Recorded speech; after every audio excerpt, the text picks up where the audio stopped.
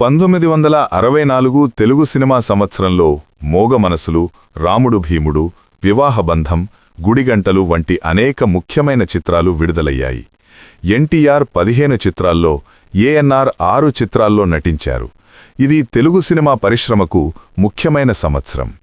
ముఖ్యంగా రాముడు భీముడు ద్వారా డి రామానాయుడు సురేష్ ప్రొడక్షన్స్ స్థాపించి తెలుగులో ద్విపాత్ర అభినయం చిత్రాలకు మార్గం సుగమం చేశారు. అలాగే మోగ మనసుల వంటి క్లాసిక్ చిత్రాలు విడుదలయ్యాయి.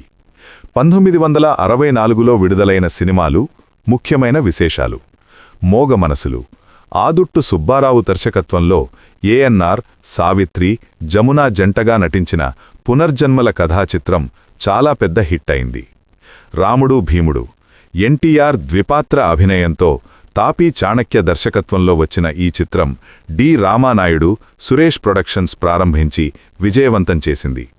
వివాహబంధం ఎన్టీఆర్, భానుమతి నటించిన ఈ చిత్రం బెంగాళీ కథా ఆధారంగా రూపొందింది.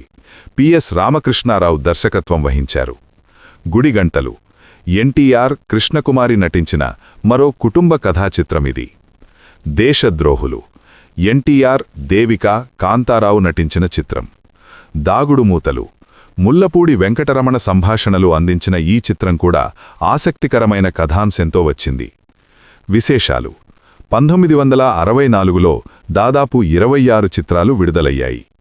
నటశిఖరాలు ఎన్టీఆర్ 15 చిత్రాల్లో, ఏఎన్ఆర్ 6 చిత్రాల్లో నటించారు. వారిద్దరి మధ్య పోటీ తీవ్రంగా ఉండేది. డి రామానాయుడు సురేష్ ప్రొడక్షన్స్ ప్రారంభించి తెలుగు సినిమాలో కొత్త ట్రెండును శ్రీకారం చుట్టారు.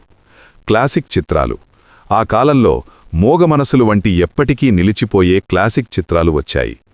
ద్విపాత్ర అభినయం ట్రెండ్ రాముడు భీముడు వంటి చిత్రం ద్విపాత్ర అభినయానికి ప్రాచుర్యం కల్పించింది.